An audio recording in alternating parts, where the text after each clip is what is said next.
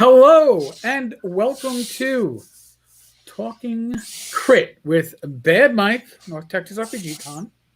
Bad Mike. The Blinker. The Blinker that blinks at midnight. And myself, Eric Tenkar. We'll be talking about the normal bags of shit and not so much bags of shit in the hobby. But we can preview the next few weeks when we'll be back to special guests. Yeah. I mean, so the thing about Eric and I is we don't care if we have special guests. We love special guests. Yes. But if you see us on here without special guests, it's not like we called up 10 people and they all said no. It was because we didn't really have time to get a special guest, or we just didn't think about it in time. Or the schedule's not the schedule. No, we have people that want to be on the show, but their schedules. Sure. Unlike Mike and I, where we've penciled out every Wednesday. Yeah, what else we got going? Nothing. Yeah, to yabber with you all. Nothing at all. Yeah. In my case, I was like, oh Rach, Mike and I are doing Talking Crit tonight.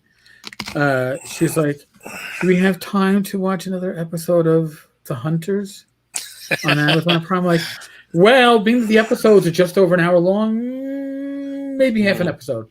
We'll come back to it after the podcast. Which, by the way, is something that I started watching back when I was initially sick and I could not get into it. I watched like an episode and a half and said, screw it. And now I'm watching it and I'm going, wow, this is pretty good. And I'm there's a fun 70s vibe to it. It's absolutely batshit crazy show. Mm-hmm. I mean, it's nuts. It's nuts. It is. It's about Nazi hunters in 70s New York, but it goes off the rails. It's like way speculative, but it's still fun because my wife and I love anything 70s that really does a good job. It does a that good 70s job, vibe, and it does, definitely does. And, the subway scene, I was like, oh my god, I remember subways when they looked this bad. Yeah, it wasn't that long ago. It was 70s. No. It was 40 years ago. Yeah, it was. New York City was synonymous with yikes. It's scary. Yeah, it was when you would drive through the South Bronx and the Cross Bronx Expressway, and all you would see are either burned out buildings or the wreckage of buildings, and go, man, I just don't want to get stuck here. Is it all gentrified now? It's back to a lot of it is, or a lot of it was. Some parts of it are. Hello, Charlie. Are less so, but it is what it is. I'm going to throw out there, I will be blinking a lot tonight. I have developed allergies on the beach, so I guess I'm not meant for the beach life. This will be our fourth week on the beach. We have to come back, unfortunately. Sadly, we have to come back. I'm going to lose my bronze tan. But I have developed an allergy to something in the air down here in the last week or so, and I've been taking allergy medicine, but I cannot stop blinking. So I am sorry if it's distracting. I would have worn my sunglasses, but I lost them the other day, so I lost my sunglasses. Can't wear my sunglasses, otherwise I'd look really cool and had sunglasses on. So you aren't like blinking to try to pick somebody up, right? You're not like that. Doing like that's not like a Morse code. Yeah, Charlie. I'd like to tell you. I'm going to send you a message, Charlie. There you go. Yeah, there you go.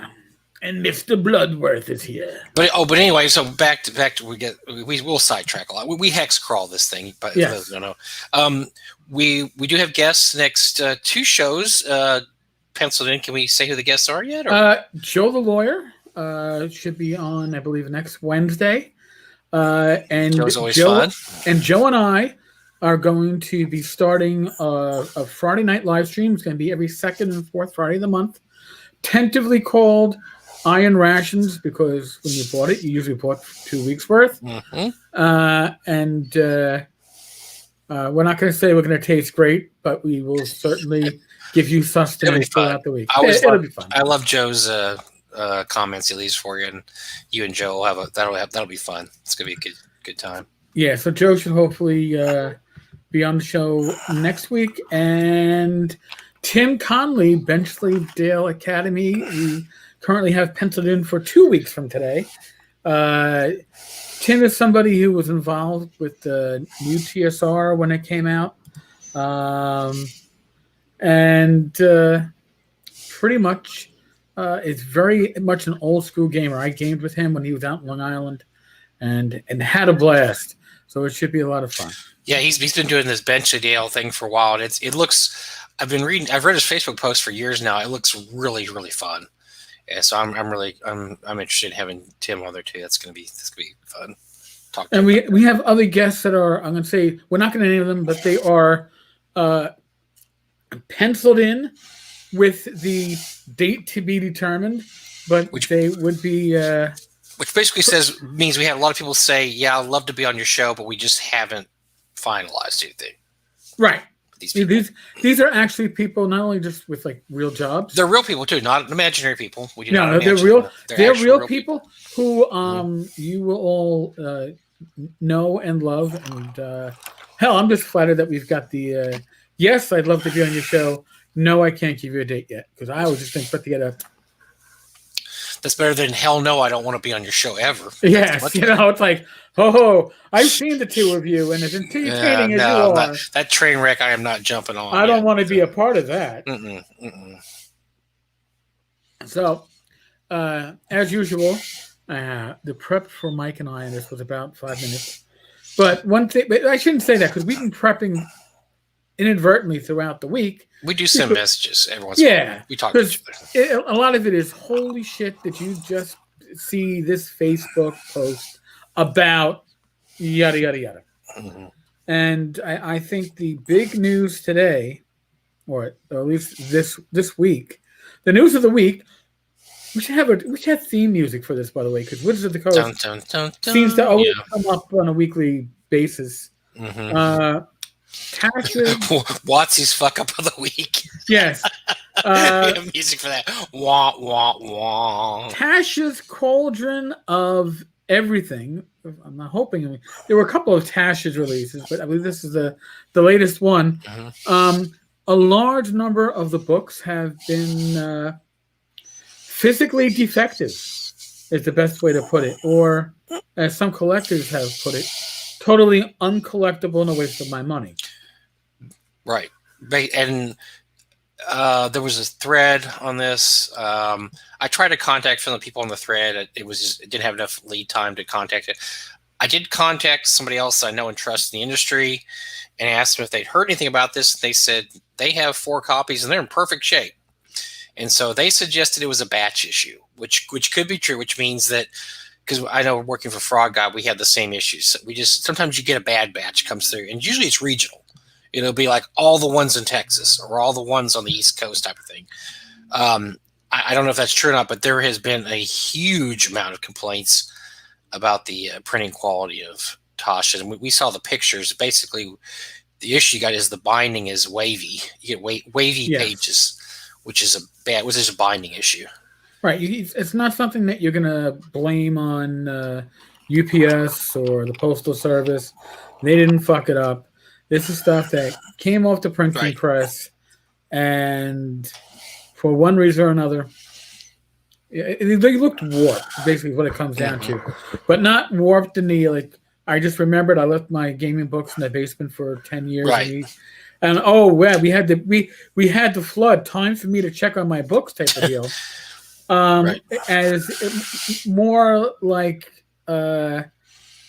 you left your gaming book in the bathroom as you showered. Humidity got into it. It kind of did that little wave. I'm trying to find a book here to demonstrate, but I don't have anything here near me that's even close to where these are Frog God books. They're all in great shape. But yeah, it's one of those things. If you want a perfect copy, you're going to have a hell of a time finding a perfect copy. And from what I heard, retailers were told that the run was going to be reprinted, and because there were so many complaints from retailers who got a whole case of them, and every one of them had the waviness in it.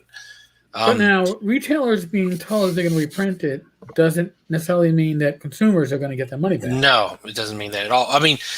No, it doesn't. And so so I know people have ordered off Amazon, and the problem is Amazon will take returns for about anything. So they've returned it. The problem is they're on return number 3 or 4 at this point, and they're getting the exact same type of book back. So they're getting not diminishing returns; they're just getting the same book over and over again. So it's very frustrating for them. They're not getting a book that doesn't have the waviness. Right.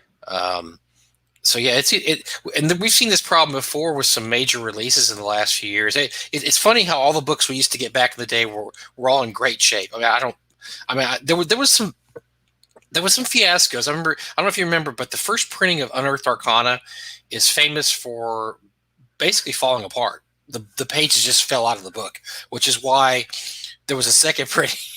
And you can almost always tell there's not a lot of first printing Unearthed Arcanas out there still because they've fallen apart over the years. Was it the spine? I think the spine of mine is gone.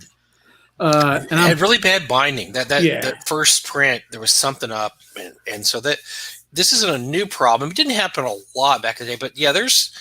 I want to say it might have been Oriental Adventures that also had some issues with the hardcover. But TSR's had some. I remember their Splat books. They had some bad issues with some of the Splat book printings that came out in the late '80s, early '90s. I had one that the glue just didn't. Yeah, the glue just together. Pop off. You know, you're like, you have a cover in one hand and the book in the other hand. Yeah, it's like I've got the first 30 pages here and the last 90 pages here. What am I gonna do? It's not like you could go. Well, not that I would even bother today. I wouldn't bother rebinding anything. But it was just kind of like, and it is buyer beware because, especially back then, as a consumer, what were you going to do? Take it back to where you bought it from? Especially if it happens 6 months down the line. Happened to your first 6 days, sure, you can probably bring it back to B. Dalton's or Barnes and Noble or Dalton Books. Oh my God, I'm really dating myself. All the old names for a piece of duct tape used to just help us out back then. I mean, we would use books that were falling apart. We didn't care. We would just stick duct tape on it. I had a guy who used to re-sew his books. He would sew them, and so we went to all these different lengths just to keep the books going because as long as the pages turned and it, was in reasonable good shape, we could use it. So nowadays people are much pickier about what they get. Which it's a right as a consumer to be that way. I mean. You want to get your money's worth. But you know what still blows my mind? It's that the initial Facebook poster, if I remember correctly, I got 3 copies and they all look like this. And I was like, why are you buying? All right, I can understand buying 2. Again, you're going to use one as a quote collectible and one as a play copy. Somebody else bought 4. But here's my thoughts on it, okay? Nothing that you're buying from Wizards of the Coast these days is going to be fucking collectible 20 years down the line. Not unless they're going to all fall apart and you're going to say, well, the first print, 90% was shit. And if you got that 10%, you got money in the bag. All right, maybe. But otherwise, it's all mass-produced schlock. I'm not saying the quality of what's inside is bad. But there's not going to be a secondary market for this stuff. I think we saw that market, even with comic books and baseball cards, collapse under its own weight. Well, there's a market in the short term, which is interesting because the person I talked to had bought 4 copies. And that's why they said, all my 4 copies were great. And I'm like thinking, why are you buying 4 copies? But the problem is these books have been, the latest WotC books have been selling out. I mean, they're sold out. Like you can't get any more, and so they're buying them for friends, or they're buying them to make this person I talked to wasn't buying for resale. They don't need the money. Right. But you might be buying it for your friends. Hey, my friends. Maybe by the time they get around to buying it, they're going to be sold out because that has happened with a few recent books, but more the special printings than the regular printings. But there's been a lot of special printing stuff that has sold out. All right, and special printings I can see because they're generally a limited run. But if it's something that's being, dare I say, mass produced, if it's something that you cover price $49, Amazon has it for $26 with a $5 coupon, like Tasha's was going for, or something like that. It was ridiculously low in price. Those, 3 copies or 4 copies, if you're getting them for collectible reasons. I just don't. No. I don't see it.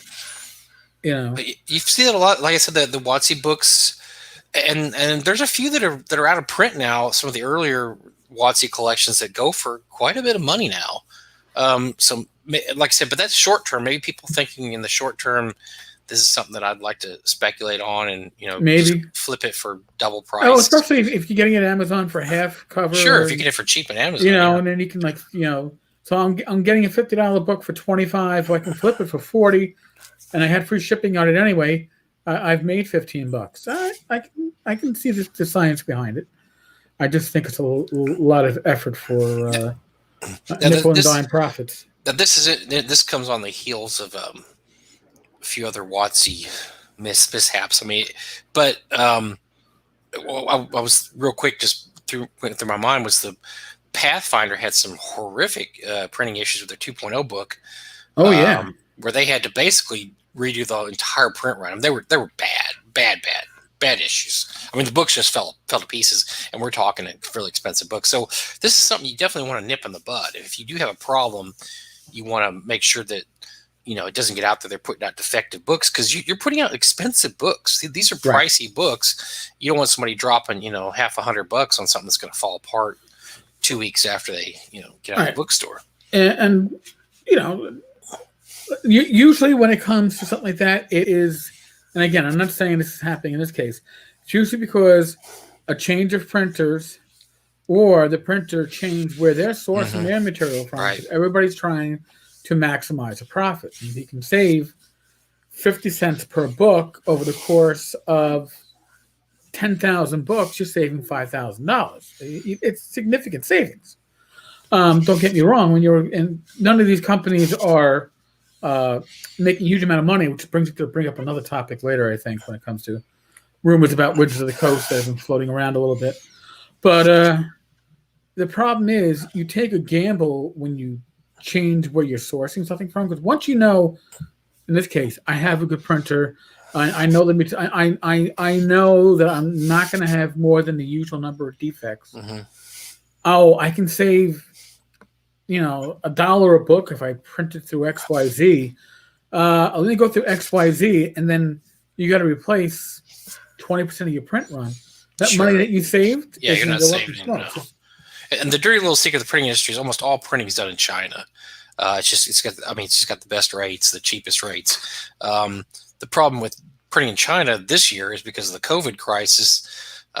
Everything was. I mean, the China's factory shut down for months, or at least weeks. I mean, for quite a while, and then everything got backed up, and the shipments that come over by boat, I mean, take forever. That's been a big issue. I don't know where WotC does a printing. I would suspect somewhere in China. Or Chinese. I'd actually have to buy one of the recent books and look to see print it in. But since I don't buy them because I don't really play 5e, again, not a bad system. Just not a system that I feel comfortable running with. And if I'm going to play it, all I need is the player's handbook as a player. So I'm probably good. So we had the rumors. I don't know where the rumors came from. Did you start this rumor, Tenkar? I didn't start the fire. We talked about 2 weeks ago. ICV2, which is a website that you go to a lot to find out how sales are in the industry, what's going up. It hits the retailers, sales and all that stuff. Hey, David, how you doing? Thanks for joining us. It is a great site for that stuff, and they had an article basically saying that with no named sources. I mean, the source could have been the writer of the article, throwing out the is Wizards of the Coast for sale? Right. And Mike and I have solicited opinions from people a bit more knowledgeable in the industry than either one of us are individually. And I've also spitballed it, because I've seen people say, well, the only company that in the hobby that could probably afford Wizards of the Coast is Paizo. No. Okay.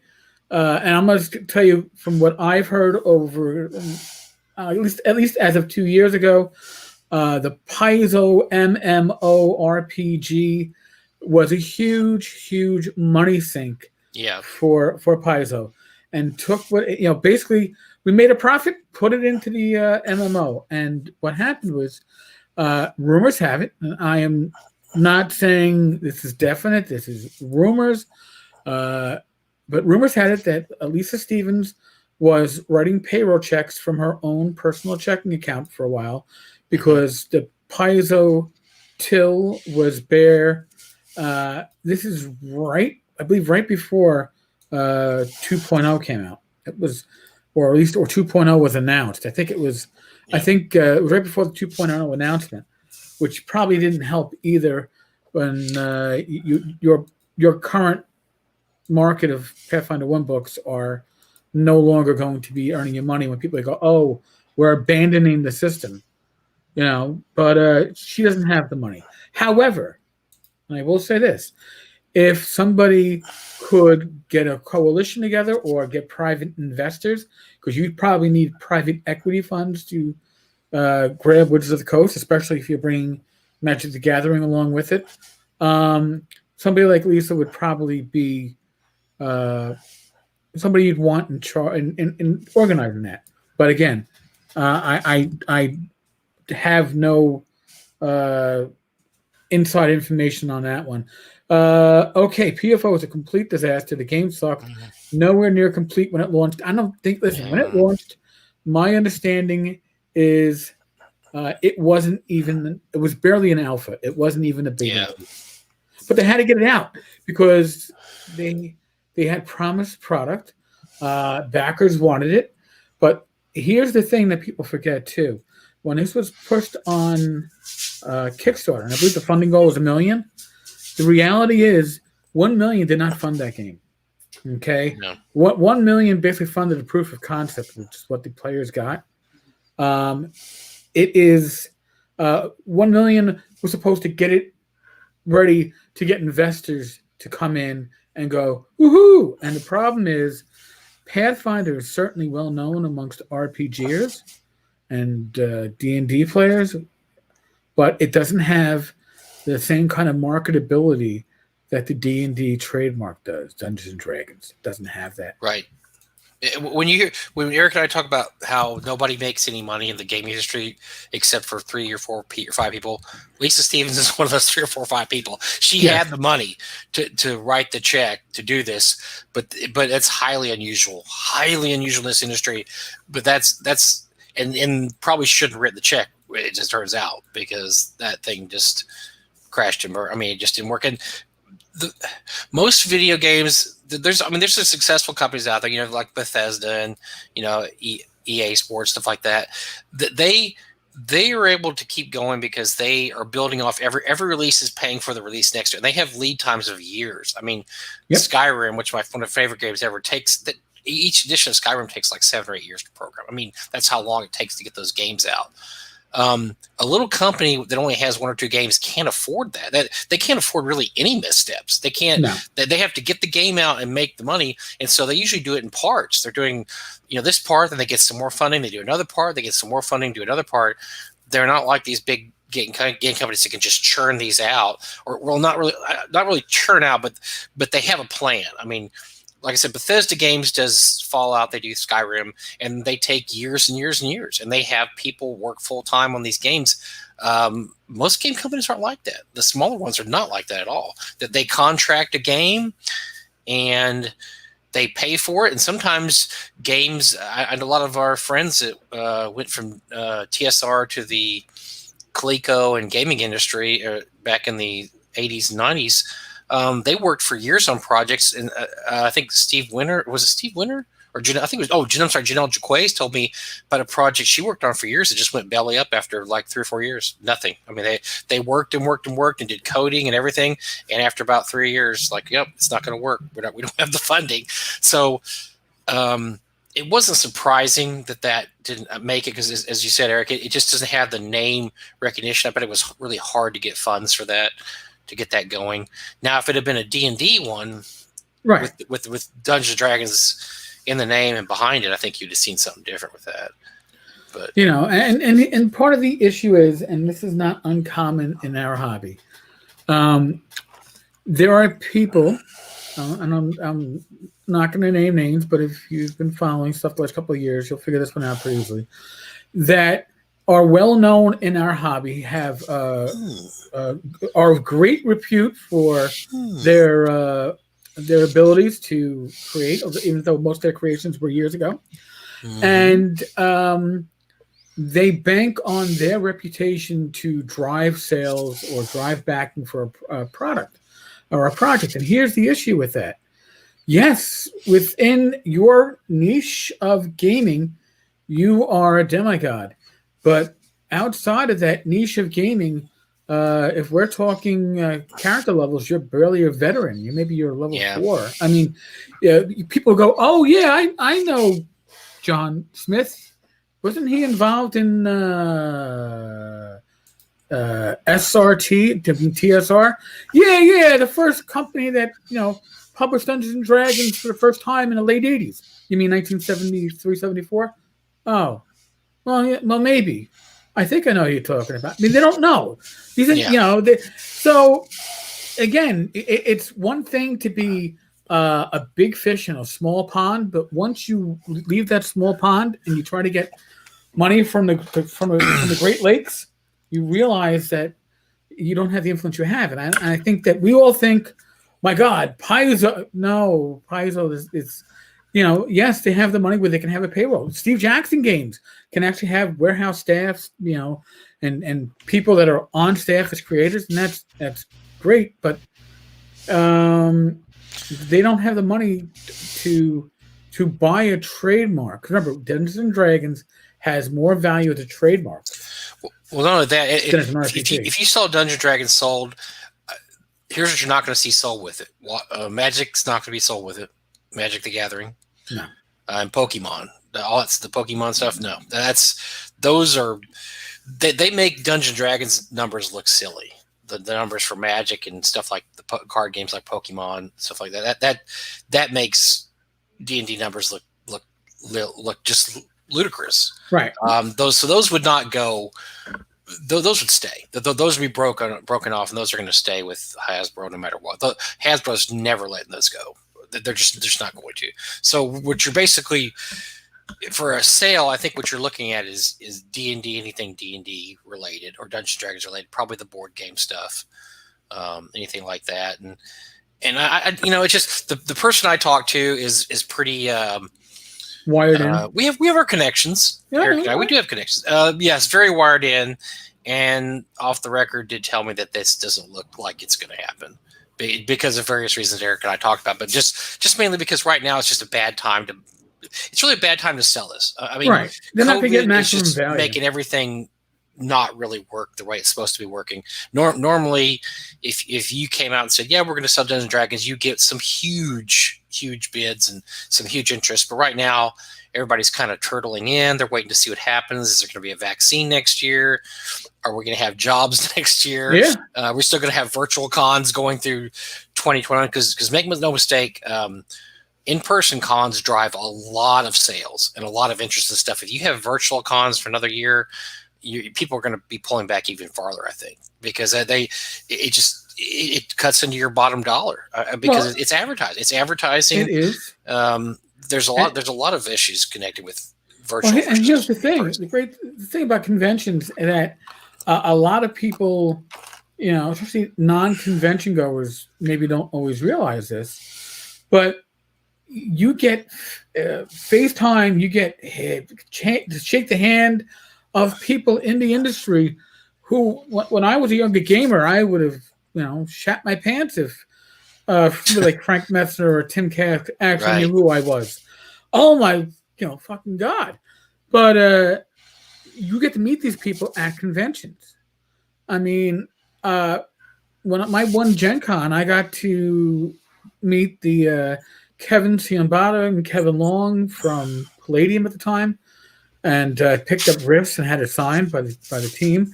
And Dale Slade Henson of TSR, because he was running the Spelljammer model combat and had to go take a leak and asked me to cover for him, and then came back a half an hour later with a soda and after a smoke break, I think. But these are people whose names that you recognize from the products. Well, a lot of these people don't do things like this. They don't do live streams. They don't do interviews online, but they do go to conventions. And they go to conventions for a few perks. They aren't large perks, but generally speaking, Free admission, free room, and free food, and get to I hate to say it like this, but bask in the adulation of their fans. But again, it's our pond, right? So we know the big fish in our pond, and we want to spend time with them. And you don't have that physical ability, that connection to meet and greet these people. I'm not saying that sales face to face everything, because let's face it.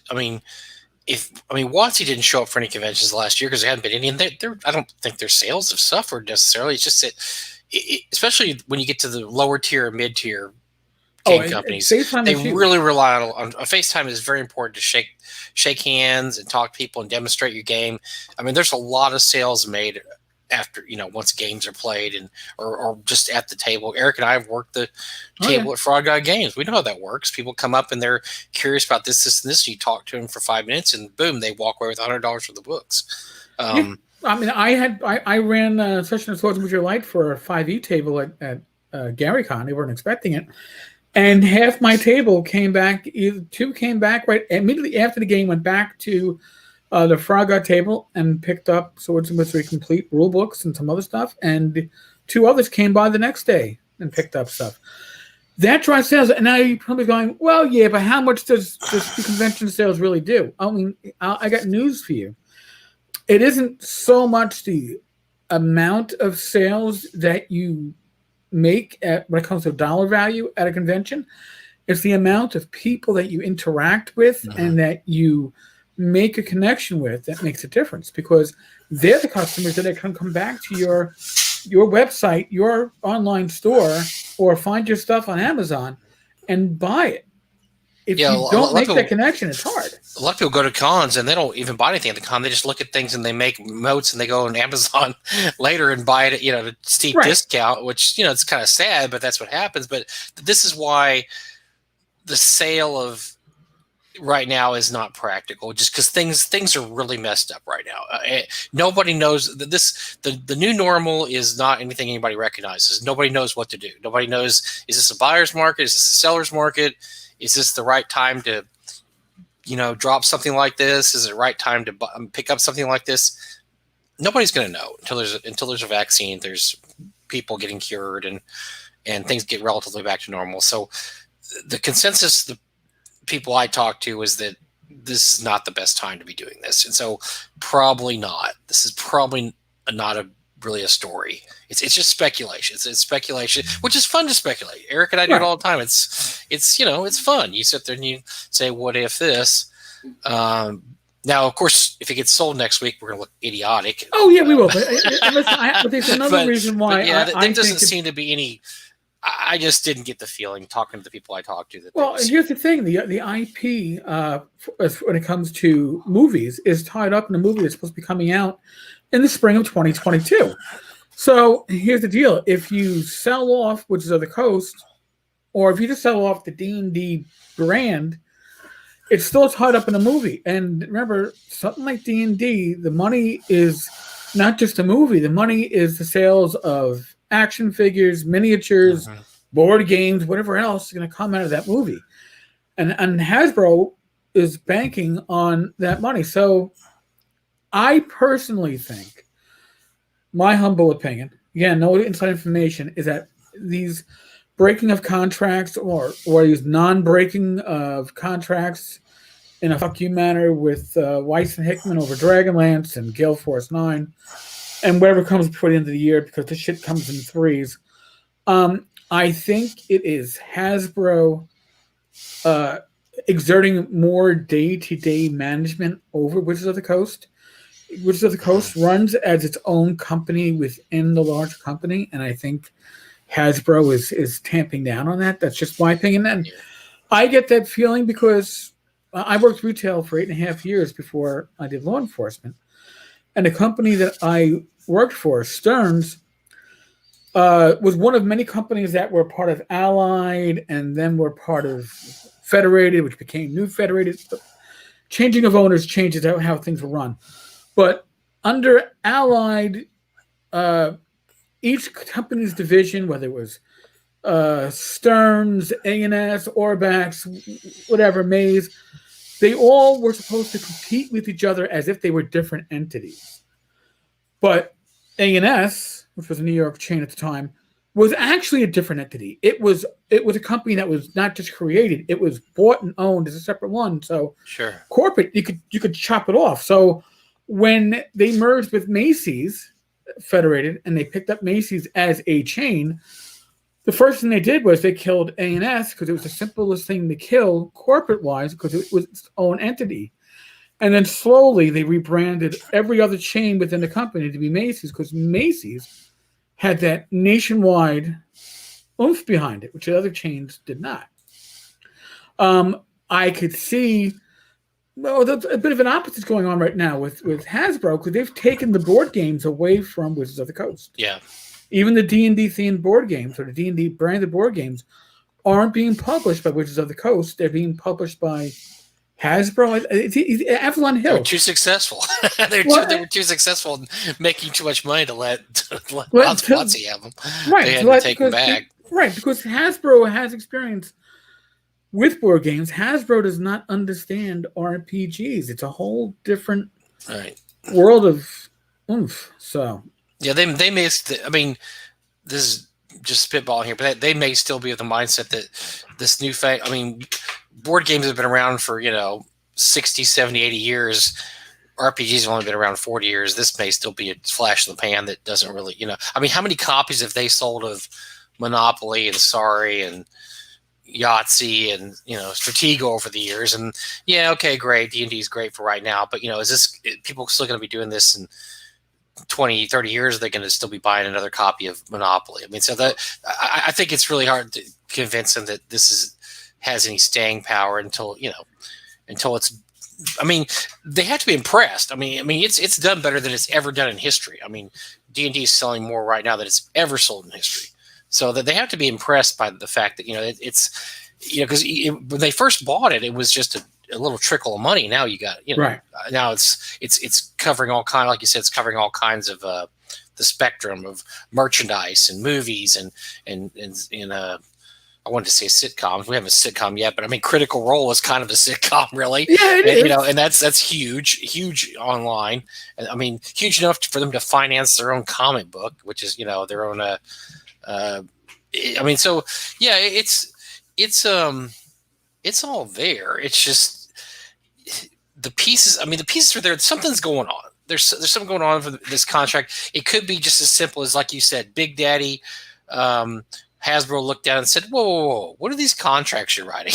Yeah. we don't want what you're paying the Hickman and Weiss how much?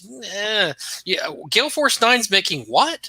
No. That's not, we don't do business like that.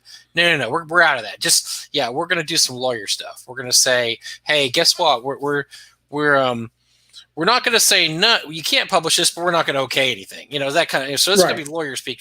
Basically, getting out of the contract. And you're right. There's probably other stuff on the horizon. This is not going to be the end of this. But that probably is all it is. It might be all it is. I mean, because look, you have a crisis like COVID crisis, and you take that time to reassess everything. You go through there and say, okay, what are we doing right? What are we doing wrong? Very few companies, unless you're Bezos and Amazon, very few companies or Home Depot. Good Lord, the Home Depot down the street from my house has been packed every day. Walmart for the past few months because everybody's doing fixing their house up because they got nothing else. They're all stuck at home. I mean, there's a few companies that made a lot of money during the COVID crisis, but I think 80% of them didn't. And so you look at it and say, okay, what can we do differently, or where are we losing money? And this is just a time to reflect and take the bean counters in there and the consultants and look in there and say, oh, you signed this, we did this 3 years ago. Whoa, no, we don't care anymore. We don't care about Dragonlance anymore. That was a great idea. And you also see this problem. I know working retail. I mean, when Eric got to work retail, you're probably rolling your eyes going, okay, yeah, you guys work retail. We're talking about multi-billion-dollar companies, but everything's trickled down. And the whole thing is work retail is, you always knew when there's a change in management because all of a sudden you got all these new rules to follow. And then because the people that come in have to justify their worth or the fact that they're making money doing something. So they issue these edicts that a lot of them are stupid. They're just absolutely idiotically stupid because they don't really know what they're doing. They just know they have to do something. Because I remember worked for a company called Record Bar in the 80s and 90s, which used to be a really big regional music store. Of course, they got all sucked together and I think Blockbuster bought everybody in the end, but they bought Record Bar, bought Musicland, all those companies. but we had a change of management one day because we get these rules that come down that we all have to wear ties and have our hair cut.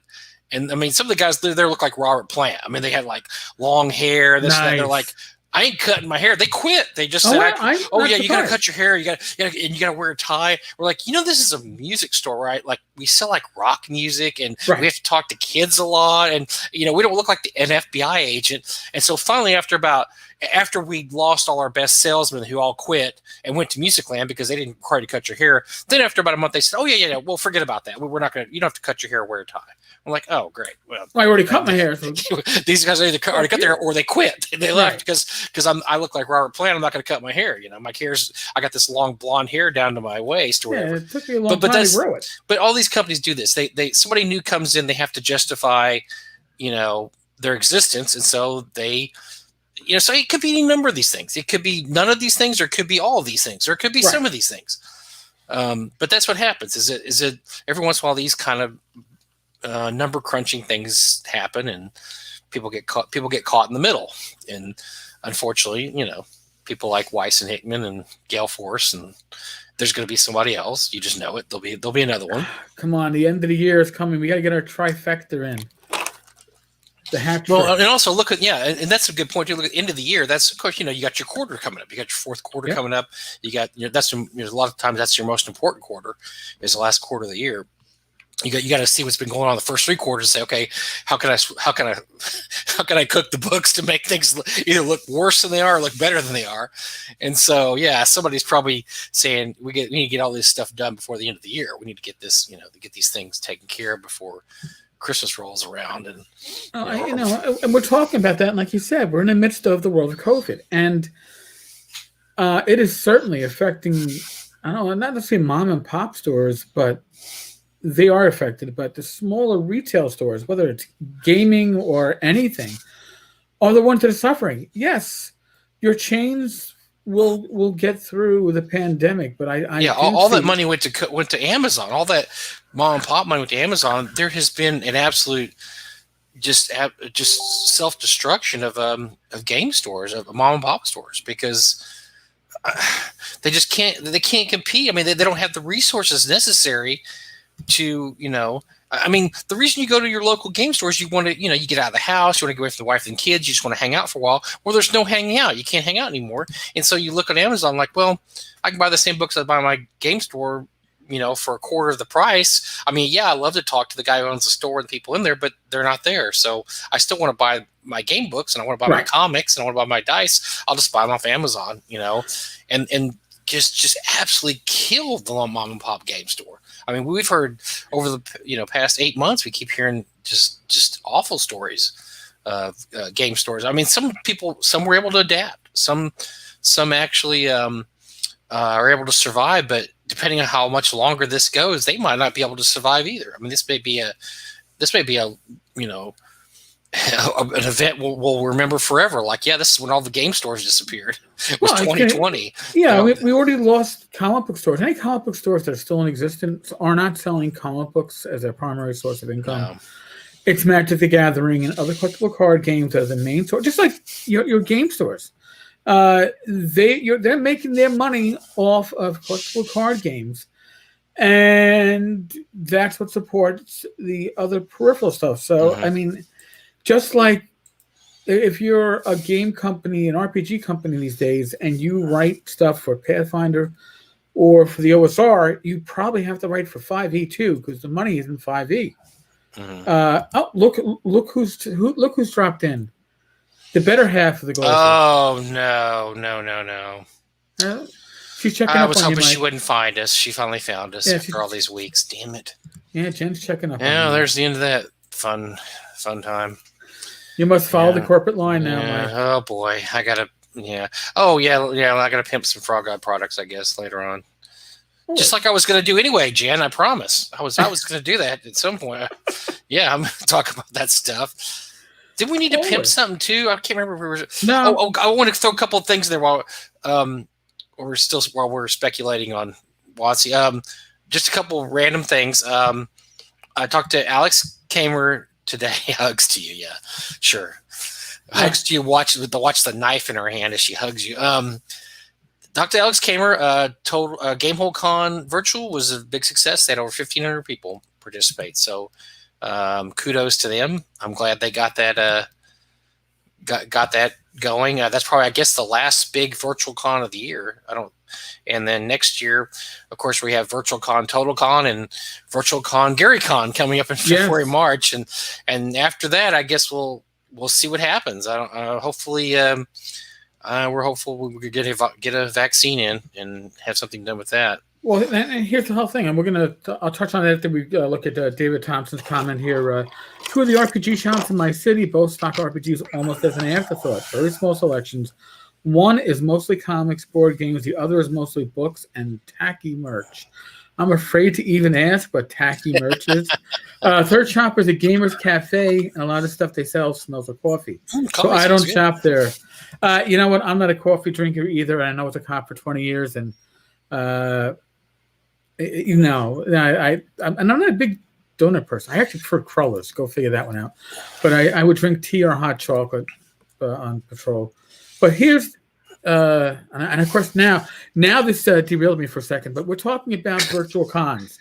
And here's the thing, virtual cons lack that interaction. Yes, you can game. And I will say, virtual tabletop gaming is damn close to gaming at a table with your friends. I had no issues with that. It's been very satisfying. However, it does not replicate gaming at a convention. Because one thing, gaming at a convention, you game with strangers and you actually can make that connection, which you can't really make that connection with the VTT. I find with VTTs that the games I run with people that I have connections with, who I already know from online or whatever, run extremely well. They run like a well-oiled machine. And when you try to do like a convention-style game in a VTT, it's a lot harder than running a convention-style game in front of people. So that's part of it. But the other thing, too, is, again, conventions are a social activity. Now, Mike and I have already discussed some thoughts we have that we want to do to support conventions that are going digital. It will probably entail some additional nights of this very Talking Crit podcast. We're talking next year when we go roll into Total Con and Gary Con. Yeah, our idea that we are playing with is we'd like to get special guests, and they don't have to be A names, okay? But we certainly know a lot of B names and A names. Yeah, I mean we're like C names, so yeah, we're happy to get B names. I'm working to be a C plus. That's what I got out of high school with. You know, so I'm looking to at least be as good as it was in high school. But the thing is, we want to at least be able to replicate as best we can that feeling of socializing or getting to hear stories from people in the industry. That's the reason why I go to conventions. I go to conventions to see people in the industry and socialize and go to the bar at the hotel. Yeah, David said here he's never been to a gaming con. They don't appear in my area. They don't interest me. But the thing that, look, I didn't go to a lot of. I used to go to comic cons a lot because I really love meeting the guys like George Perez or John Byrne. We're talking like the 80s here. Yep. Frank Miller. I love meeting those artist guys and just asking them questions. And how did you think of this idea? Or where'd you figure this out?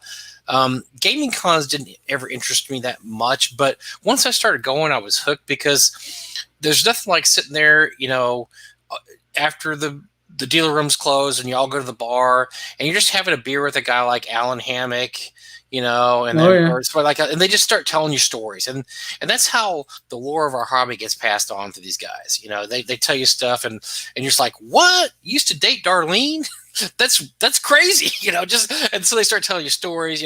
So I was the last time I was at GaryCon, I was talking to Darlene and Alan Hammock, and I apologize, I can't remember the third gentleman's name. He used to work for TSR, and Darlene says something, well, remember when you and I dated, Alan? I'm like, whoa, Alan Hammock and Darlene dated? Okay, I got to hear this story. And it was a great story too, because apparently Alan Hammock was Frank Minster's roommate, and so it gets it's just crazy.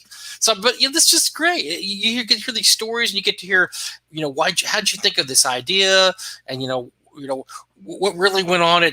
We a few years ago we had a TSR X, I will not reveal his name, under penalty of torture, who we got in the car and we were driving, and we said we took a long trip. Or not a long trip, it was a 2-hour trip with this person, and it was several of us. And so about an hour of the trip, when he couldn't escape, I asked him, I said, so tell me about Lorraine Williams. Because he was working there at the time before, when Gary was there, and then after Lorraine. So it's like, look, it's just us in the car, just us kids, let's hear some stories. And to his credit, he told us some really interesting tales about working under Lorraine. So that's why you get these guys. You get the guys. You get a couple beers in them. You don't know what they're going to throw out there. I mean, it's fun. That keeps the lore of the hobby going.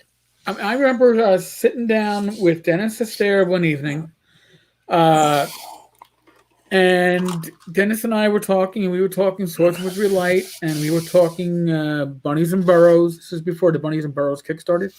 He was working on it, and finally, I looked at my watch, and I was like, Dennis, listen, I got to man the table at like 9 o'clock, and it's knocking on 4 a.m. and we're talking 4 a.m. Texas time. So this is like 6 a.m. New York time. Oh, dear. And I really need to get some rest. And we were both, yeah, it's just something very special about that.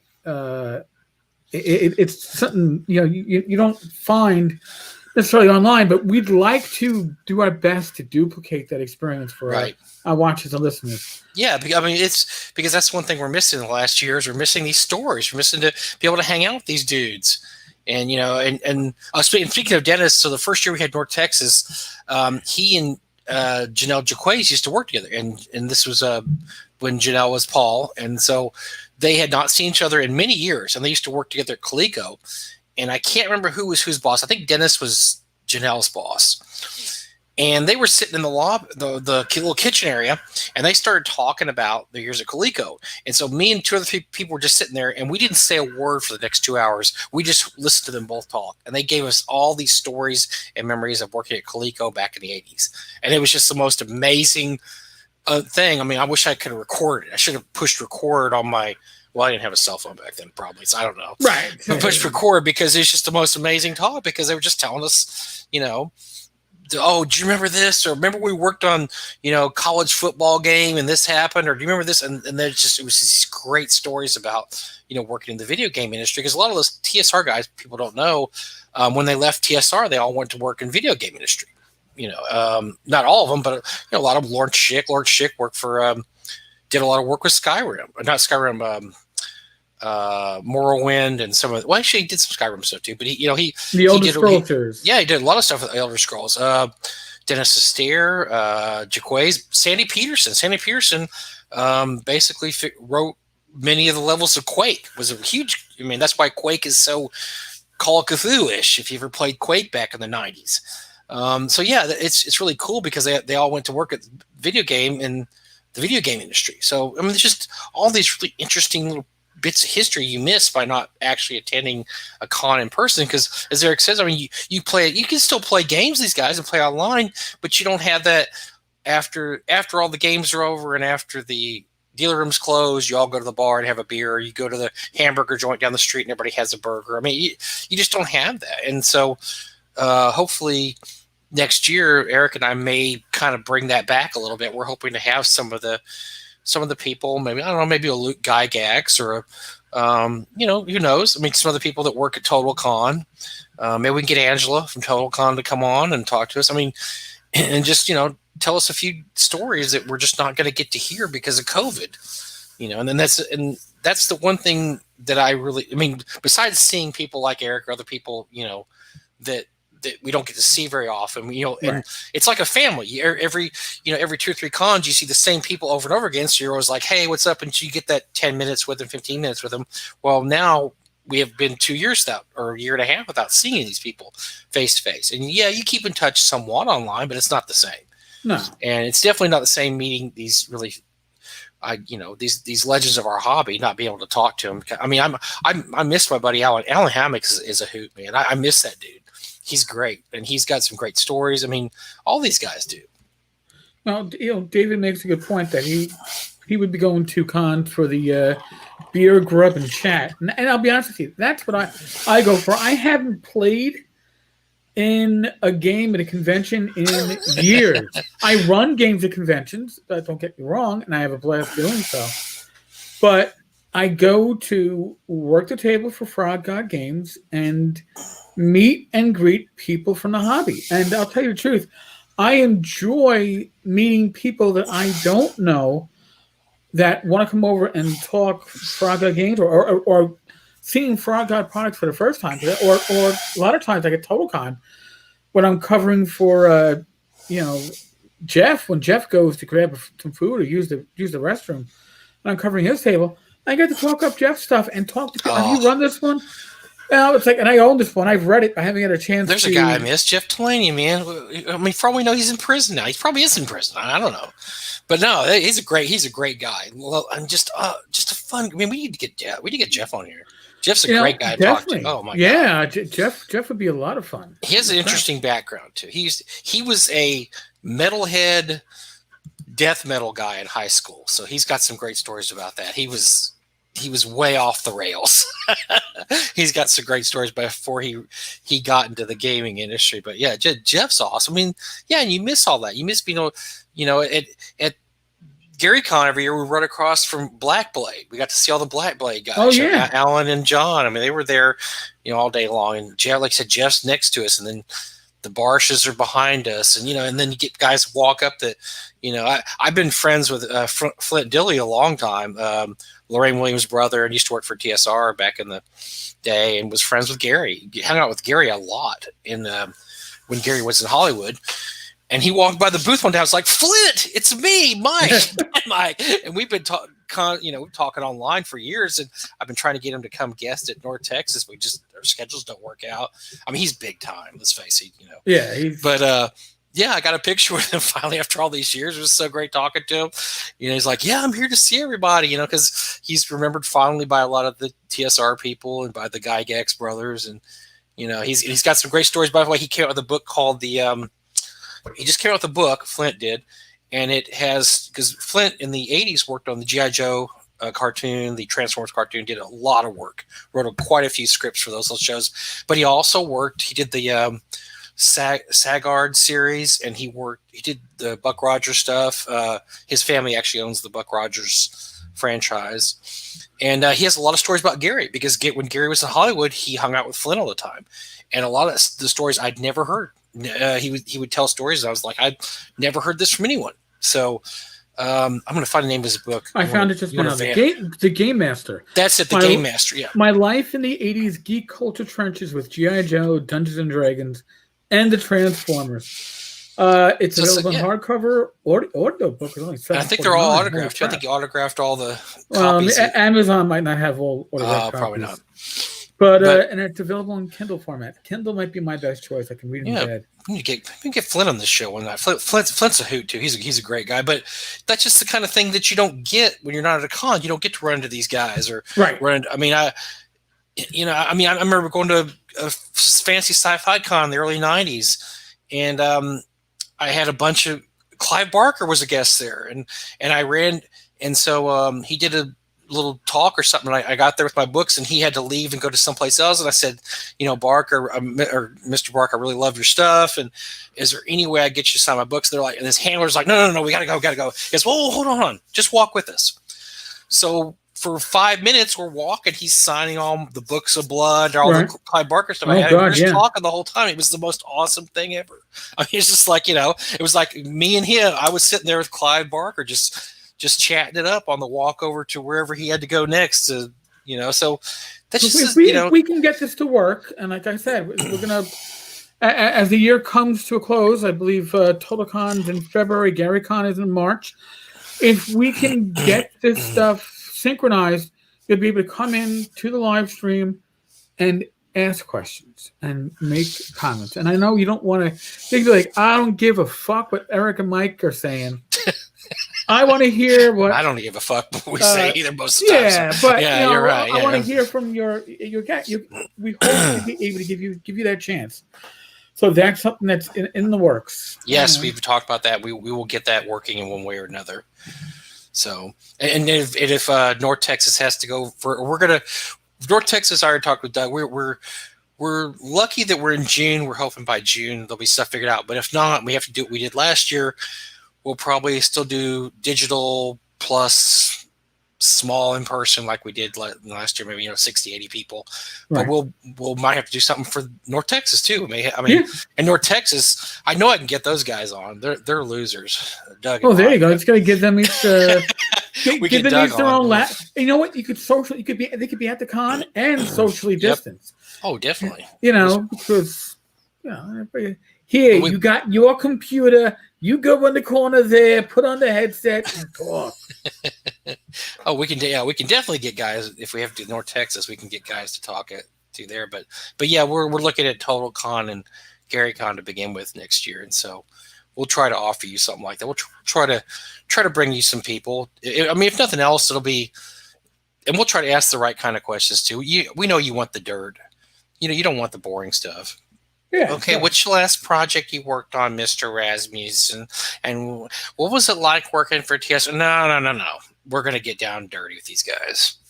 We're gonna get deep. We're gonna ask them the questions nobody asked. Yeah, like Merle, did you dumpster dive at TSR and steal anything? Who did you kill? You know how to kill. There's too much in here that.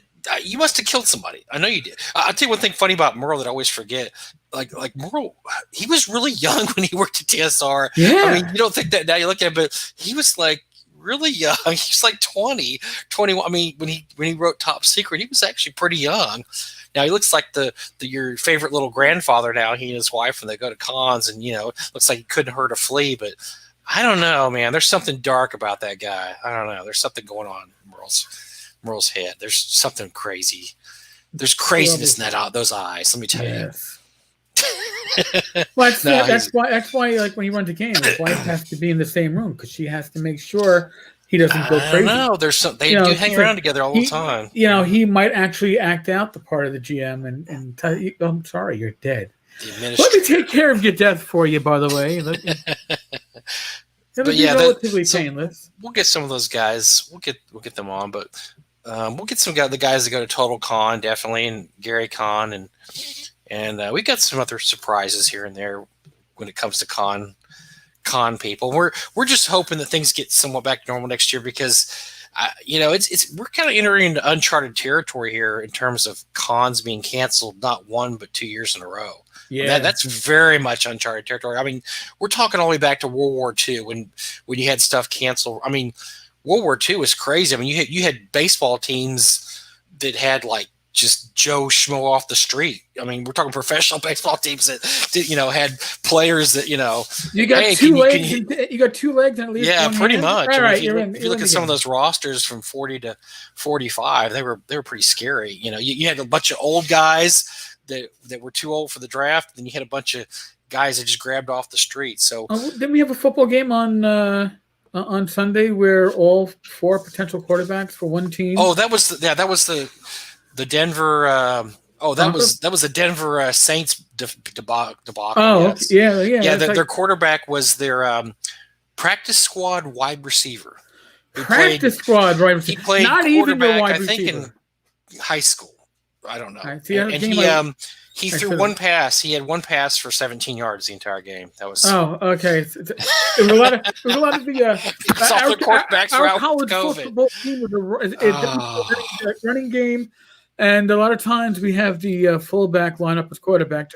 They just threw. I think they hiked. I saw part of it. They just hiked the ball back to the running back half the time because that guy was throwing some terrible passes out there. He only got picked off twice. I think Tony Romo had worse days than that, but he only got picked off twice. So, but yeah, so it's uncharted territory when it comes to conventions here because we just don't go 2 years without a con. I mean, it just doesn't happen. I mean, most cons, when they miss a year, the first thing you think is that con's in financial difficulty and probably not going to go on anymore. They're probably being canceled.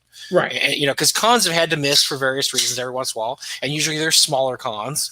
And because when they miss, every time you miss a con, you're basically losing a segment of your audience. You're becoming more forgotten. People forget about your con. That's why you want your con to go every year, and you want it to go at the same time every year. You want people to know that when March runs around, it's Gary Con. When June comes around, it's North Texas. When October, November comes around, it's a Gamehole Con, that kind of thing. And if you miss a year, that's like a death knell for your convention because nobody remembers you the next year. Like, oh, did you have a con once? Well, yeah, we only missed a year. Well, I don't remember. It's been 2 years now. Yeah, this is going to be really weird coming in next year, and especially if we have to miss a whole nother year. That's going to be very weird, very, very strange. I mean, like for Gary Con, it's going to be 2 years wiped off the books, really, and that's huge. They did a good job last year with their online con with only 2 weeks to prepare. This year they've got a lot longer time, so I think they're going to be able to handle it okay. But people still miss being in person. But I think Gary Con will be okay because they do have the Gygax name to help them out quite a bit. I worry about some of the smaller cons that don't really have don't have any deep pocket. I mean, not that Gary Con has deep pockets, but just that they have a lot of name recognition. Right, and people want them to succeed. They will be back, but yeah, you're right. The smaller conventions are the ones you got to worry about. Yeah, I mean, Gen Con, they'll miss a year. I mean, it's going to suck, but unless they didn't save enough money, they got major financial difficulties. They'll be back. Now, what they're going to do, what they and big conventions like Origins and Spiel and stuff are going to do, I have no clue.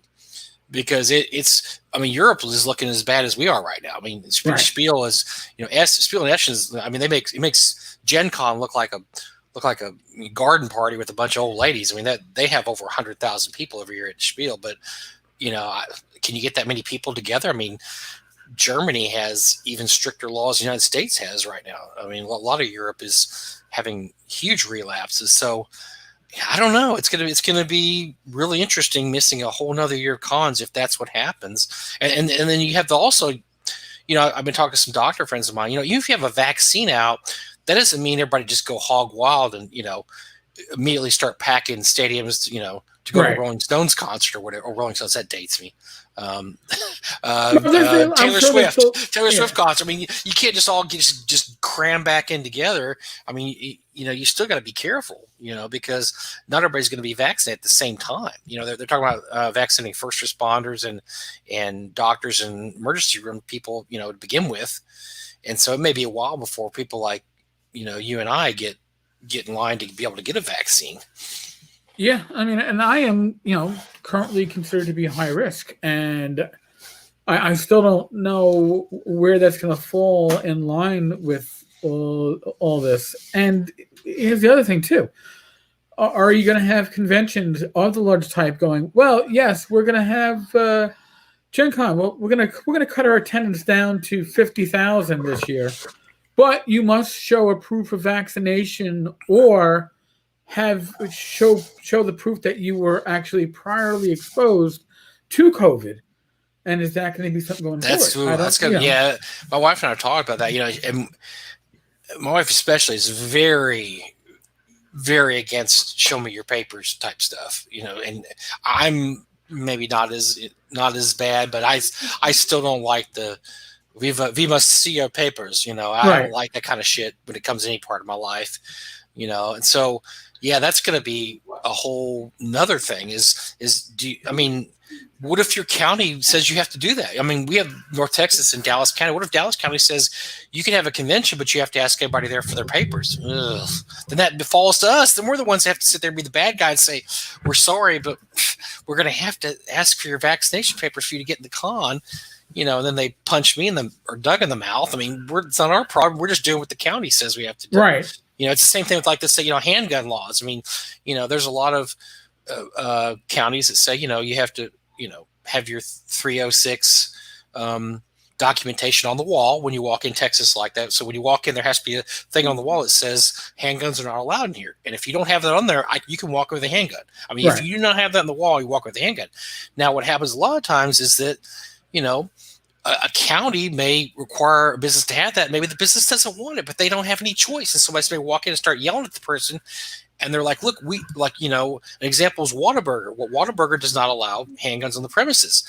But if you talk to a lot of people that own Whataburger, they may not disagree with Second Amendment rights, but their hands are tied. Corporate says you cannot have people in your store, that have concealed, weaponry.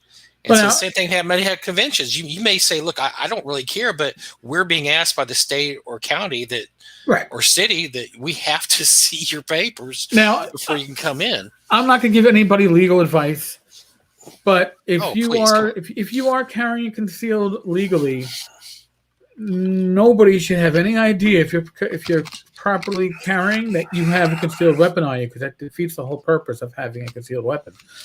So I'm not giving legal advice by saying that. I'm just saying that if your weapon is so poorly concealed that the moment you walk into a venue or a retail establishment or a bar, the first thing people go is, "Are you a cop? You're not carrying properly." Oh, Sean, yeah, you're right. So 3006 is concealed carry, 307 is open carry. Yeah, but yeah, if that's on the door, I mean, my partner Doug, he's a huge gun guy, carries usually 2-3 guns every time he goes anywhere. He will obey that signage. We've walked up to the mall before and seen the signs on the wall, had to walk all the way back to the car and put his guns up because I mean, even though as you say, it defeats the purpose, it's still against the law. I mean, if he's found with a concealed handgun in there, he's breaking the law. He can be ticketed or arrested. So yeah, and the same may be true. What if they say that about vaccination?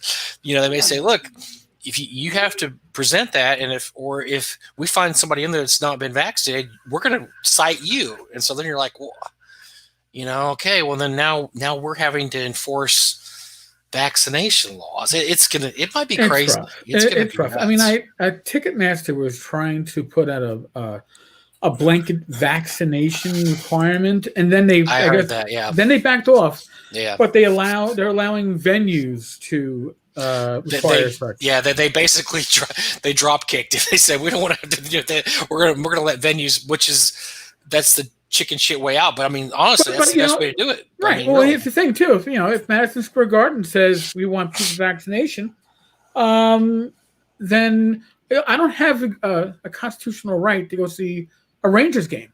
I know.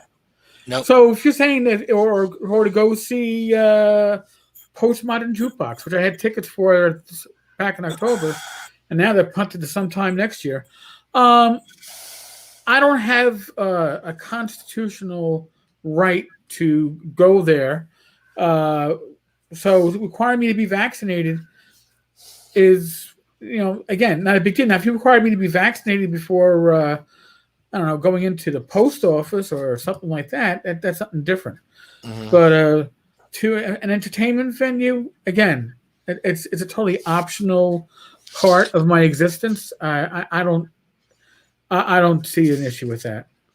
Well, let's see. Well, what did proof of vaccination? Okay, but here's my only issue with it is that why am I having to enforce state local laws? It shouldn't be on me, but it's going to be. It's going to be on me personally because I run a con with Doug. It will be on us to have to tell some poor schmo, no, you can't come in because you left your vaccination slip at home. Right. And that's not even getting past the people. There's people that my wife's one of them that have issues with Guillain-Barré syndrome. For those who don't know, that can be activated by a vaccine. My wife hasn't had a flu vaccine shot in probably a decade or longer because she's high risk for developing Guillain-Barré syndrome. Her mom had it, and then her mom caught it from a vaccine. So, so what are we supposed to say when somebody says, well, I can't get vaccinated because I have now. I talked to a doctor today, actually, online, and they're so far right now, they think that the COVID vaccine is not going to activate Guillain-Barré syndrome because it's very technical, but it deals with a different kind of antibody. Okay. But let's say that it does. Right. So my wife's not going to get a COVID vaccine. I mean, and a lot of people won't get a COVID vaccine, so we just tell them tough luck.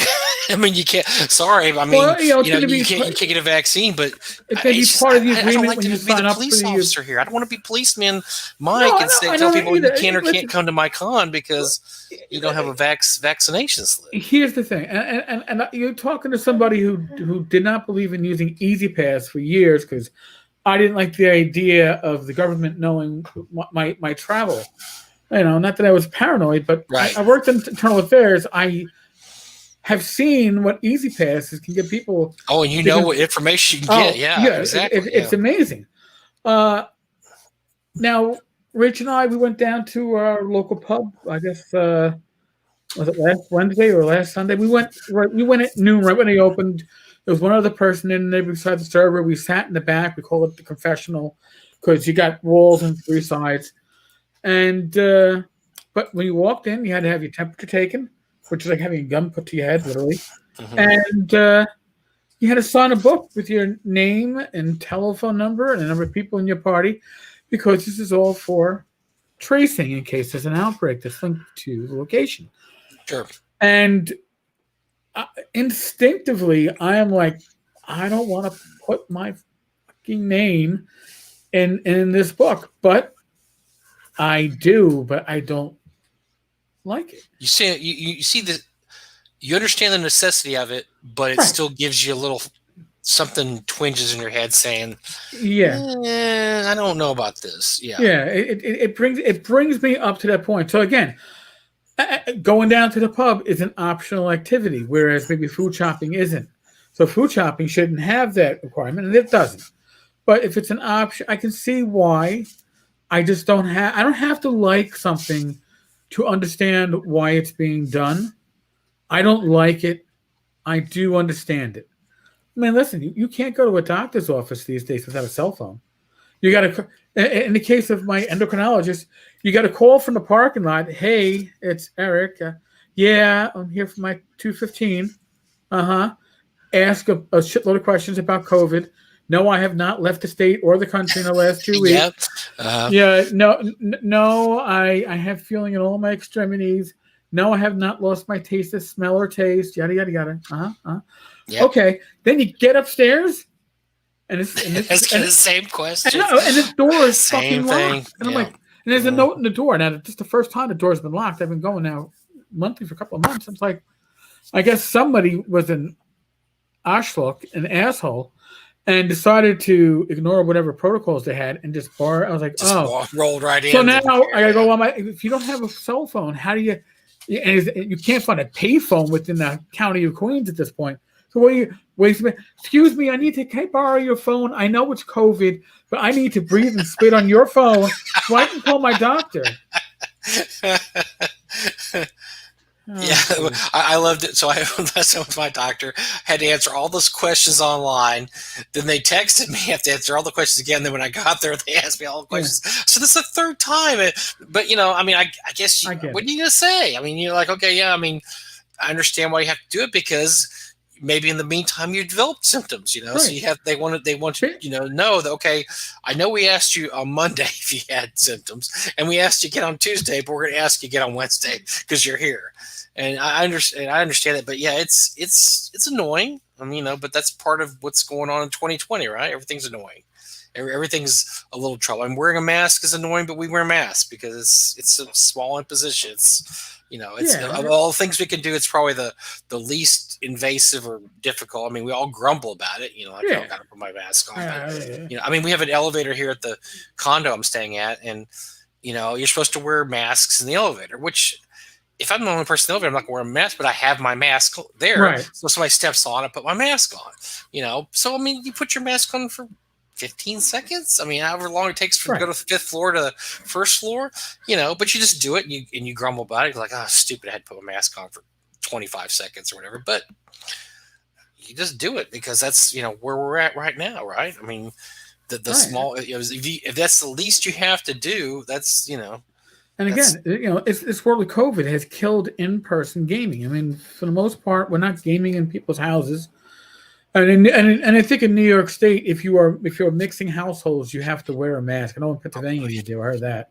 So if you're mixing households, everybody in the household must wear a mask. So who's going to be gaming for 4 hours with masks on? That's not happening. Well, actually, the last time we were in a game in October before I went on vacation, we had a game at the warehouse, and we did mask up. We masked up, and you see the warehouse. I don't know. Have you been to the warehouse? You've been to the warehouse, right? It's pretty. I mean, it's pretty spaced out. You got so room. There was space. 3 of us around a very gigantic table, and we were wearing masks. Okay. It wasn't.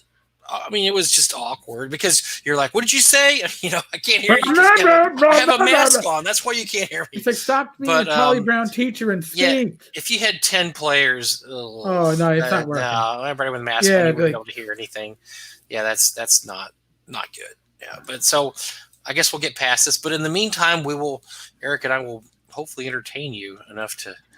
And we're not going to do a soft shoe and a tap dance, but. We will be here with funny stories and hopefully entertaining guests. We should have guests for the next 2 episodes of Talking Crit. And we have a long list of people who still want to come on too. You know what? And talking about Merle from earlier, I did an interview with Merle, like 2 years ago, here's the question. I think we can get Merle. The only question is, will he be able to actually log in? I had to interview him over the phone and record it. You're like, so that's the problem when you start hitting generation 1 of the movers and shakers in the RPG industry. Some of them have moved on with technology, and some still believe computers are the size of those. Some are really good at it. I mean, some are better than I am. Oh yeah, no, I've seen that too. Look, I always say if Bill Webb can do it, anybody can do it. Bill Webb runs an online game every week, and so I'm like, if he does it, it can't be hard because the man does not know how to use a cell phone. So if he can, and he runs an online game, so if he can do it, anybody can do it. Is Little John his second? He probably does. You know what? I didn't think about it. Johnny probably sets the whole thing up for him, and then John, don't go far. I'll double your allowance. But no, he runs a Zoom game every week. So I mean, if he's doing it, that's look. I wasn't gonna be on the last Frog God game day, but as Zach said to me, Bill runs a game. You have to. I'm like, you're right. If Bill does it, I got to do it because Bill can barely work a cell phone. So yeah, but it was, and that was fun. And we'll have another Frog God game day coming up next year. We'll talk about that. Close. Speaking of Frog God, let me throw in a pimp real quick here. We have better pimp or Book of Taverns Volume 3 is already funded. We have Book of Taverns Volume 1 and 2. What it is it gives you 1 or 2 taverns. Or actually gives you, it's not 1 or 2, it gives you 2 or 3 taverns, and they're fully detailed, and you can just drop them in your campaign. Say, okay, I need a tavern. And they all have a different hook to them, a different little quirky thing, and so they have little hooks built around them or stories. And so their quality because I had nothing to do with them. They're really good. I don't know who wrote let me see who wrote the 2 taverns in this one. Lion Rampant by Chris Jones and Four Winds by Chris Jones wrote both of them. So, but yeah, they're really good. This will be the 3rd one, but it's up right now. Indiegogo. It's going to be there another couple weeks, so check it out. Book of Taverns Volume 3. I think I did my Frog God Games duty now. You did your God. The point is, so if Jennifer's still listening, I hope you give me a thumbs up. Jen's one of my devilettes also for the Midnight Auction. I know she likes to be known as a devilette. That's probably high on her list of bullet points to be known as. It's a qualification. Bad Mike's Devilette for the Midnight Auction. But I think that's the only thing Frog God has going right now as we roll into the end of the year. And we should have the Swords. Hey, pretty soon we're going to have the Sword Wizardry box sets. I'm looking forward to that. I'm excited about that. We'll have to do a show on that when we get those. Although we don't do reviews of stuff, but we could still probably Oh, pull it out, look at it, me. and flip through You'll it. see me. I might have to turn off the virtual background for that one, because like when I hold up my bottle of actually it's just showing pretty good this is that time. winter? Is that winter? This is Winter Jack. Hold on, let me get the right side. Hold on. You know what? I forgot. You know what? It's Winter Ooh. Jack time again. I can't wait. So, oh my just gosh, a quick personal update. So, here's the deal. Since I am, nice, happy type 2 diabetic, and after my congestive heart failure, I wasn't drinking the beer. So my beer that I had from my beer tender or my beer mini keg deal, all those 60 half gallons all went skunky. I just drained them today. Oh, no. And I realized I can't get light beer for it. So, and the small craft beer I was getting for it, it's just not feasible for me to be able to drink in anything more than a half glass at a time. So I bit the bullet and I said, it's got to go. So instead, I got a Keurig that will be right next to me by my desk and my bottle of Winter Jack. So I can take a nice Irish tea or a chai tea and put it in my mug and be able to be slightly intoxicated during the presentation. I hope it doesn't get me banned on YouTube or always Facebook. Like a slightly intoxicated. For talking about intoxicants, because apparently talking about 28 millimeter miniatures. Oh my gosh! For those who don't know, Tom Tullis got banned. He got a short ban from Facebook. Is not your friend, folks. Facebook has an algorithm that pulls out any mention of animals, guns, selling people. I mean, anything that sounds weird. They have it's not a human being. It's an algorithm. I've listed stuff on RPG Auctions before, and if it has a picture of an animal, a face, or a gun on the surface, it says, this has been pulled because you're trying to sell a human being or an animal. Like, no, I'm not. I'm trying to sell a book that has a picture of a human being on it. And usually when you submit it for review within like an hour or 2 hours, they throw it back and say, yeah, you're fine. But apparently Tom mentioned a 28 millimeter miniature. Yes, Fat Dragon Games, by the way, just so you know who he is. Also the millimeter of a favorite gun bullet, and he got I don't even know the 28 millimeter. Yeah, 28 millimeter, and it got flagged. He got banned, and he had the ban overturned after a few hours. But yeah, look. If you're not on MeWe, get on MeWe. I mean, I don't post on MeWe as much as I really should. I don't post at all on MeWe, but I have a MeWe account because you know what? It's always good to have a backup because Facebook's getting nuts now. I mean, if they will not hire human beings to do vetting, and if they're going to rely on AI and algorithms, they're going to someday you're going to get banned for nothing, for just for saying that. You're going to gun the motor on your car. They're going to say, "Oh, you mentioned guns," and damn it, Mike, you've probably already gotten this podcast banned.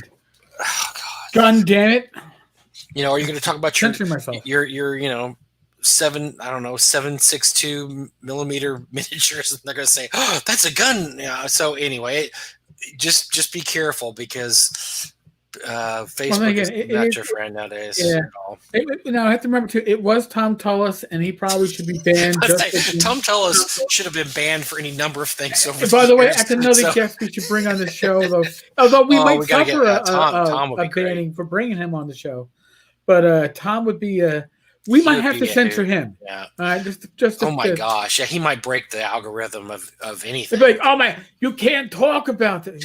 But he wasn't really talking about what you think he was talking about. He runs a great miniature company, and he posts the memes that would take your mom. Your mom would ground you if you posted those memes. Put it that way. In a heartbeat, because they're child in a heartbeat. They're too extreme for even me. I sometimes I see it like, what the hell? Oh, that must be a Tom. Yep, Tom Tullis posted that. Yep, because that's the taste, and that is so bad I can taste it from here. It's awful. Yeah, we have to tell Tom. Tom, you made the podcast.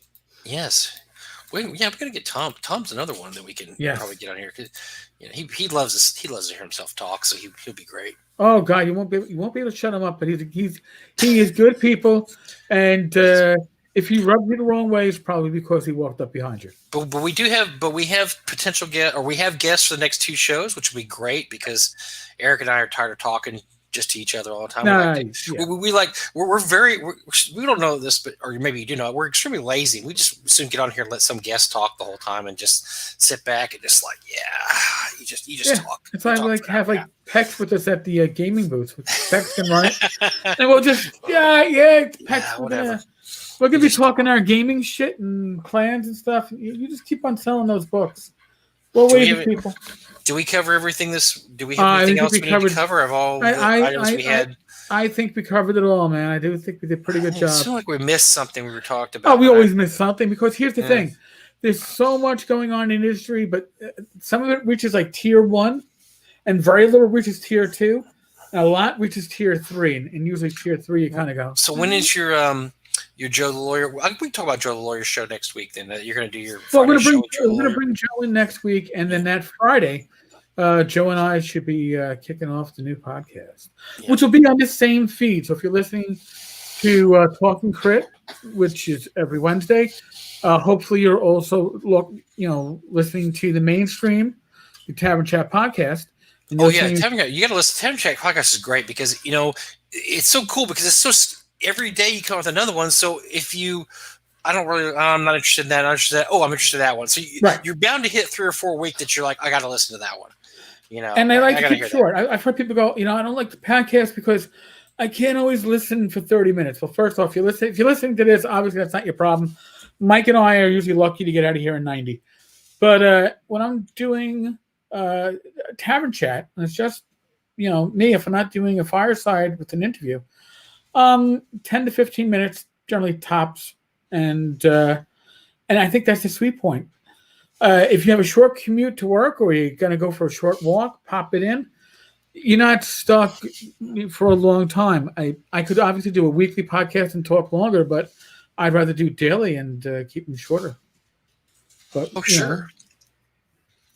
And, of course, we do Gamers Health. That comes out on Friday nights. That's Rach and myself. So the game plan is with Joe and I, second and fourth Fridays, we're going to record Friday night on this YouTube and Facebook stream, and then I'll put it up on Saturdays. So there you go. Great. Well, next week we will be here with Joe the Lawyer, and if he doesn't show up, we'll sue him, and we'll hire another lawyer to Joe the Lawyer. Yeah, just so you know, we have lawyers that we also know. So, yes, we can have our lawyers speak to Joe the Lawyer.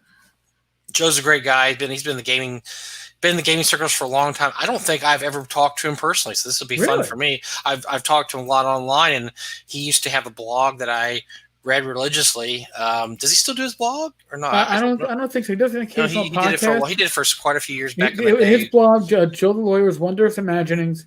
It was a great blog. Yeah, great blog. My 3, and we could probably do this as a whole, talk, but my 3 initial blogs when I came into the OSR, Grugnardia, obviously, James Mao, Rob Conley's Bat in the Attic. Great one. And Joe the Lawyer's Wondrous Imaginings. Those were the 3 that really secured me in the OSR. Chicago Wiz had a blog out back then. I would read that pretty regularly. But those were my top tier, the ones that I went to. And oh my God, look, Joe has another one out. I got to read it. Or, oh, look, more. And then I found things at Gothridge Manor and stuff like that. And, it just exploded. But then a lot of the bloggers have moved on to podcasting too. So it's good. We had a whole show about that. So about the way back 10 years ago when the blogs were king, man. That was Jeff Raintz had his blog. Remember that? And Zach Smith had a blog. They hit it with Max or whatever. I mean, those were huge. The blogosphere was gigantic. Now, of course, podcasts where everybody went to, but yeah, the blog stuff was huge back then. That's how, that's how I kind of got into this whole, hey, there's other people out there playing D&D and writing stuff about, and that's where I first saw Eric's stuff too, because Eric had a blog back then. That's how I caught his stuff. I still do. You had a police blog back then. You remember that? It's still up there. Saturday night special with Night. Saturday special. I forgot all about that. Yeah. Night spelled as your medieval knight with a K, and .blogspot.com. I haven't updated it in years, but I'm still proud of what I wrote there. Some really good real world experiences of a rookie cop. So catch up on it. Good stuff. All right, folks. Mike and I have already touched upon COVID, so we're not going to, beat you to death. But common sense, use it. Wear your mask. Small position, very small thing to do. And as always, be safe, be well. God bless. Roll those dice, roll them well. If you want to, by the way, I almost forgot. I'm not pimping this. I don't make money off it at all, but they come in assorted colors. Oh yeah, that's what I was. There we go. That's what we almost forgot. Yes. So these dice, and that's the purple ones. Here's the blue ones. If I can get this in the front of the camera. Whoa, hold on. Oh, whoa! I just blocked you you all out. There. Well, there they're gray, but they're really blue. These dice are available at Dollar Tree. I believe it's RPG dice. Are they $1? They are $1 a set. You cannot beat that. It's a set of 7 dice. Now, here's the deal. If you have it delivered to the store, delivery is free. If you have it delivered to your house, there is a cost to ship them. I think the cost to ship these were like, I don't know, $8 or something like that.